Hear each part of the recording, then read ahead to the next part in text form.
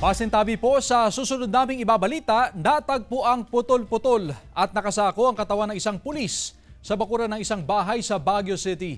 Base sa investigasyon, pinagbabaril ang biktima na isang Police Executive Master Sergeant ng kapwa niya pulis na isa namang Lieutenant Colonel sa Camp Bagong Diwa sa Taguig.